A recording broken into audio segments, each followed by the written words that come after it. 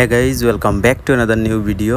আর আজকে আমাদের বাসায় বৈষ্ণব সেবা, আপনারা দেখতেই পাচ্ছেন বৈষ্ণবজি মহাপ্রভুকে নিয়ে আমাদের বাসায় এসেছেন।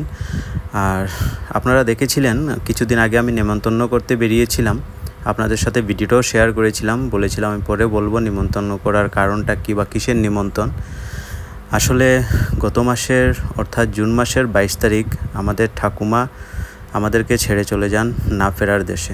আর আমাদের ঠাকুমা আমাদের ঘরের লক্ষ্মী ছিলেন, তাই উনার চলে যাওয়াটা আমরা সহজেই মেনে নিতে পারছিলাম না।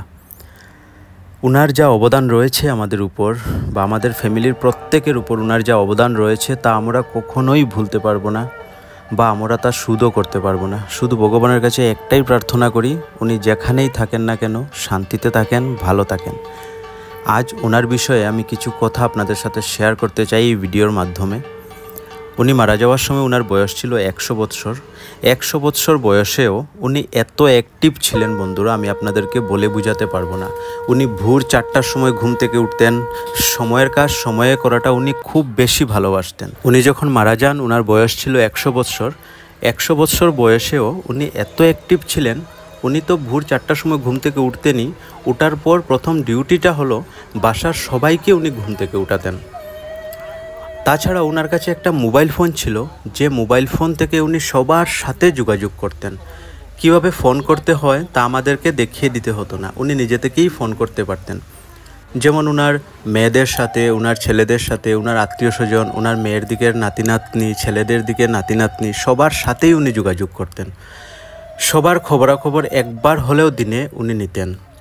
ওনার পাশে গেলে সবার খবর এক নিমিষেই পেয়ে যেতাম আমরা। ওনার চলে যাওয়াটা বন্ধুরা আমরা কিছুতেই মেনে নিতে পারছি না। তাছাড়াও আমাদের বাসার কোনো কাজ, যেমন ধরুন অনুষ্ঠান বা কোনো শুভ কাজ বা ঘর বানানো, ঘরের ঈশান দেওয়া, সবগুলো কথাবার্তাই বা সবগুলো কাজেই ওনার পারমিশন আমরা নিতাম। উনি পঞ্জিকা দেখে আমাদেরকে বলতেন আজকের দিনে ওই কাজটা করতে হবে বা আগামী ওই দিন ওই কাজটা করতে হবে। ওনার পারমিশন ছাড়া কিন্তু ওনার ছেলেমেয়েরা কেউই কোনো কাজ করতেন না। আর উনি যে কিছু বলে দিতেন তা কিন্তু একদম সঠিক হতো।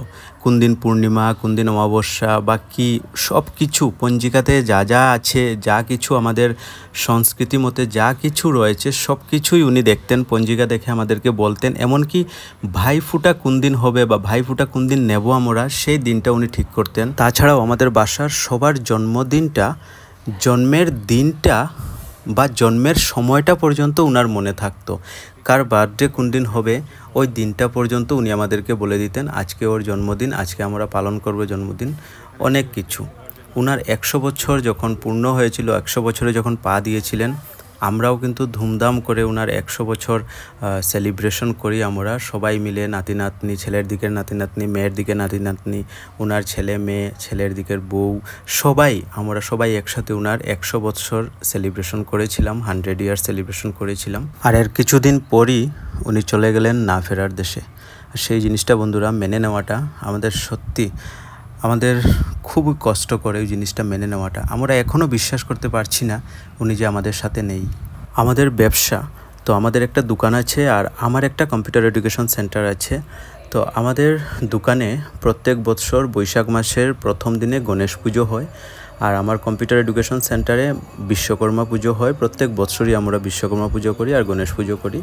তো গণেশ পুজোর দিনে উনি সকালবেলা যা যা লাগবে পুজোয় সব কিছু বাসা থেকেই ঠিক করে দিতেন। ওখানে গিয়ে আমাদের কোনো অসুবিধেই হতো না যে পুজোয় কি লাগবে কি না লাগবে, আমাদের খুঁজতেই হতো না বা আমাদের জোগাড় করতেই হতো না। যা কিছু প্রয়োজন পুজো হতে সব কিছু উনি রেডি করে দিতেন বাসা থেকেই। উনি নিজেও যেতেন পুজোয়। গণেশ পুজোর দিনে আপনারা সবাই জানেন মিষ্টি আসে বা অনেক কিছু আসে গণেশ পুজোর দিনে প্রসাদ। তো কতজন নিমন্ত্রিত রয়েছেন বা মিষ্টি কীভাবে দিতে হবে সবাইকে, উনি সব কিছুই ঠিকঠাক করতেন। আমাদের কোনো কাজেই কিন্তু আমাদের কোনো কষ্ট করতে হতো না, উনি সব কিছুই করতে পারতেন। আর আমার সেন্টারে, আমার কম্পিউটার এডুকেশন সেন্টারে বিশ্বকর্মা পুজোর দিনে কি কি লাগবে কি না লাগবে সব কিছু উনি বাসা থেকেই ঠিক সেইভাবেই রেডি করে দিতেন। পুজোয় গিয়ে সব কিছু আরামসে অ্যারেঞ্জ হয়ে যেত। ঠাকুরমশাই আসতেন, যা যা উনি দিয়েছেন ওইগুলি দিয়েই পুজো হতো। আমাদের এক্সট্রা করে কোনো কিছুই আনতে হতো না, সব কিছুই উনি রেডি করে দিয়ে দিতেন।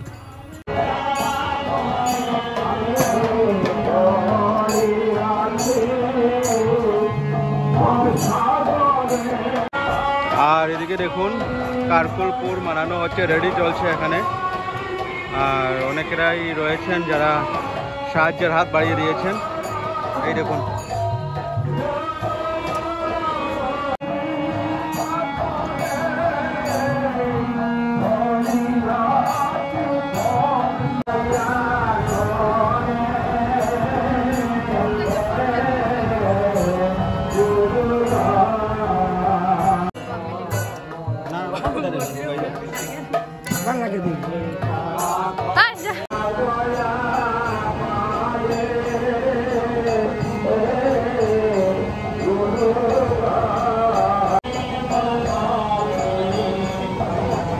তো বন্ধুরা, তিলক কাটা হয়ে গেছে। এই দেখুন, ভালো লাগছে তিলক কেটে।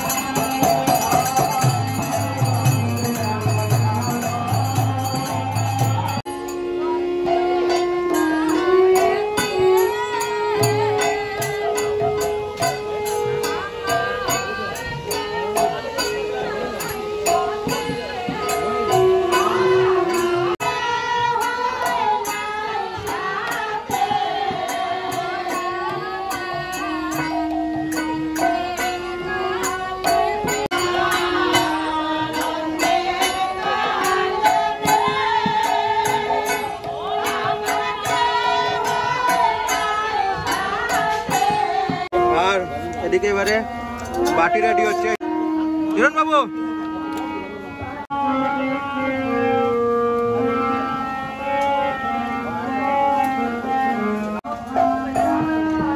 শান বাবু, কিটা কোথায়? ওদিকে খানি রেডি হচ্ছে। আর এবারে ওদিকে ভোগ লাগবে মহাপ্রভুর। ভোগ লাগার পর সবাইকে ডাকা হবে খাওয়ার জন্য।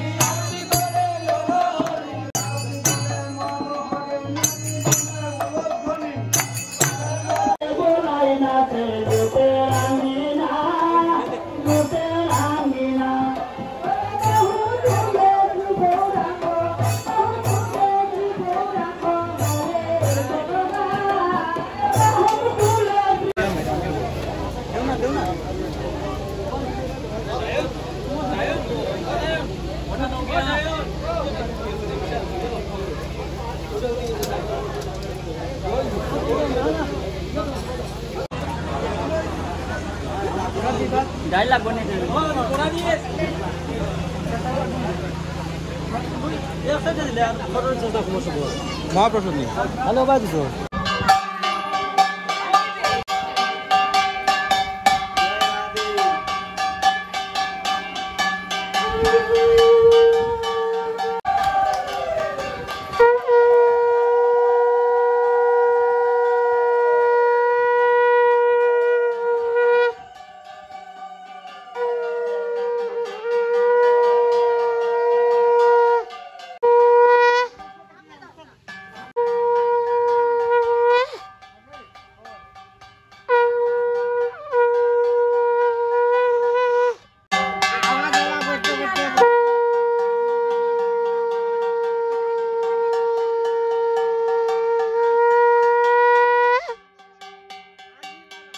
তো বন্ধুরা, আজকে সকালবেলা মহাপ্রভু আমাদের বাসায় এসেছিলেন। সমস্তটা দিন পুজো পার্বণ হলো, মহাপ্রভুর ভোগ লাগলো, বৈষ্ণব সেবা হলো, গান কীর্তন হলো, আমরা মহাপ্রসাদ খেলাম, অনেক কিছুই হলো আজকের দিনে। আর এবারে মহাপ্রভু রওনা হয়ে গেছেন ওনার আশ্রমের উদ্দেশ্যে। তো আজকের ভিডিওটাও আমি এখানে শেষ করছি। দেখা হবে আপনাদের সাথে নতুন একটি ভিডিওতে। ততক্ষণে ভালো থাকবেন, সুস্থ থাকবেন। কেমন হয়েছে রে প্রসাদ? হ্যাঁ, ফার্স্ট ক্লাস। বিশাল বাবু, আর বিশাল তো অনেক পরিশ্রম করে এবারে বসেছে খেতে। আর এই হলো উড়াউড়ি বাবু, উড়াউড়ি বাবু, উড়াউড়ি বাবু।